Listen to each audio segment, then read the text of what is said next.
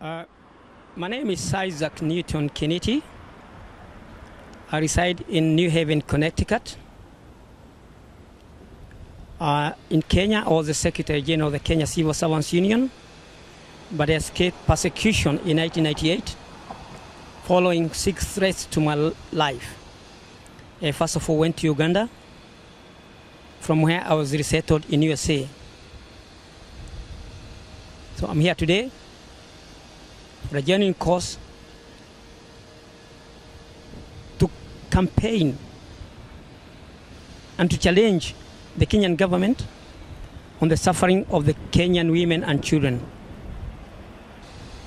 So why are you here for the demonstration exactly? What's the demonstration about? Today's demonstration or a protest, we are protesting against the refusal of the Kenyan members of parliament or the lawmakers refusing to pay tax. Since 1963, the time Kenya attained independence, the Kenyan legislatures have not been paying tax. It's very sad because the common Kenyans, some of who are earning less than $1 a day, are paying tax. And worst of all, the same legislatures have hiked their pay, putting themselves as some of the most highly paid lawmakers in the world. It is sad, and they must pay tax. We are here to demand that they pay tax. Kenyans cannot tolerate to see the lawmakers in Kenya refusing to pay tax where they are earning so much money. Worst of all, these are the same lawmakers who are accused of looting a lot of public funds and stashing the money abroad in foreign nations.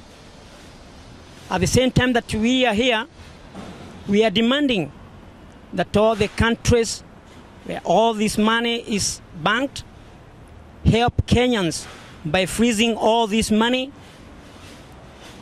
and making sure that the money goes back to Kenya to help the women and children who are dying every day out of hunger, out of sickness, and out of depression and agony. That's why we are here today. What is it that you're hoping to tell the ambassador and the embassies here? And what is it that you would like them to accomplish by you showing here? Today, I'm hoping to meet the ambassador, Kenyan ambassador, so that he can take a message to the Kenyan government that we are perturbed, we are angry with the action that the members of Parliament of Kenya are taking. They are the people who are supposed to care about the suffering of Kenyan people. They should act as parents of Kenyans and not as aggressors of Kenyans. So hopefully, before I leave, I'll meet the ambassador and present him with a paper putting all the demands in place, because we have all got a concern. All Kenyans in diaspora have got a concern about the suffering back in Kenya, where commodities, basic commodities, essential commodities, have had their prices so raised up that they cannot afford to buy a meal a day. That's why we are here, and we are going to press that. This is the first time we have come into the embassy, and we continue coming to the embassy until this is done. Are you hailed as a leader of a certain organizations here, or as just a concerned citizen of Kenya? Well, I'm here as one of the Kenyan leaders in diaspora, and as one who is aspiring to run for presidency of the Republic of Kenya come 2012. And I promise Kenyans, whenever they are, that when I ascend to presidency,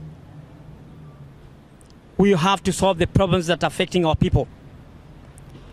I have been fighting for Kenyans for the last 26 years, since 1984, and now continue fighting for the Kenyan people. Whether on leadership or not on leadership position, I have to fight for my people, for our people.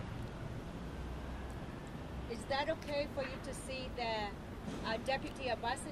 The ambassador is not around. Would that be a good thing to start with, or you just have to meet the ambassador? Well, of course, every time in an office, when there is a representative of the one in charge, we take it that representative is fit to handle all the affairs of that office. So today, before I leave, if the ambassador is not in, I'll have to meet the representative of the ambassador. What can you say about the hunger situation in the country? Is that involving the leaders in the country, or what can you say about that? The hunger in our country, I would call it artificial hunger. I call it artificial hunger because it is man-made. It has been caused by the Kenyan leaders. It's less than a year ago that there was a very big scandal of the looting of maize. All the maize that was in Kenya was bought from farmers at a cheap price and sold abroad at a very high cost. This is a continued hunger. And one of the causes of this hunger is corruption in the country of Kenya, which we must all join hands as Kenyans to fight. Now, back to the MPs paying taxes. Are you saying they should pay taxes now, or some of those requesting to have more time, would that be okay? Maybe they can have like a payment with installments. Is that okay for you, or do you just want to have them pay tax all at once? First of all, I would say that the members of Parliament of Kenya or the lawmakers have already committed a crime because they have been stealing money from the Kenyan people. When you fail to pay taxes, you are stealing from the people.